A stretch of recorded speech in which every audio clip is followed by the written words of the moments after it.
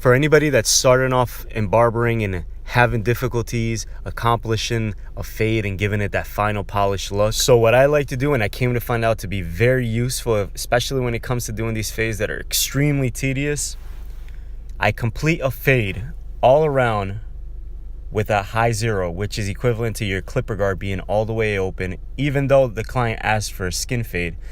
This is my method. I fade out that line completely from top to bottom. I like to start at the top because I always like to know what I'm going to be fading into. So after completing the fade with the open guard, a high zero, I go back at the end and I start fading it out complete. Yes, this might be time efficient, but it definitely is efficient. And the only way you're going to get faster in this field is by experience. So good practice makes perfect. So now to begin the tedious process, I like to use, I would say, like 3/4 of the blade. And by using the level handle on the side of the clipper, each time I go back, and if you notice I'm going from back to front, is because by doing so, it allows you to focus more on the back end of the fade opposed to the front end. And the front, from a front angle, it doesn't look like the fade is as high. So it gives it a nice transition. And one of the things that I really learned and really became useful to me, especially early on cutting hair, was hearing the hair get cut off by the clipper. So by having a clipper that has a crunch blade to it, for instance, this case, what I'm using right now is a wireless magic clip by Wall. I would like to emphasize on the word wireless clippers just because it gives you more mobility. Yes, it may not have the kick or the juice behind it like the cord clippers do, but I'm a firm believer that wireless is the way to go.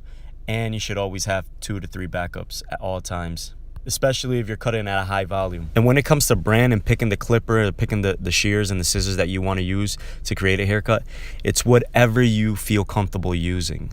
There's an interesting fact out there that Picasso used regular house paint to paint his pictures, which now they sell for millions. So that just led me to the conclusion that it's not what you're using, it's what you feel comfortable using. So for my final stage of fading, I'm using the half guard clip that I have attached to my wireless clipper here, and I'm pretty much start from top to bottom. So I open my level all the way up and I start fading down. And by fading in the motion that I'm doing now, which is pretty much, I guess you could say I'm scratching the surface, is because I like to use this clip just to kind of disrupt the fade. So I really don't go hard at it.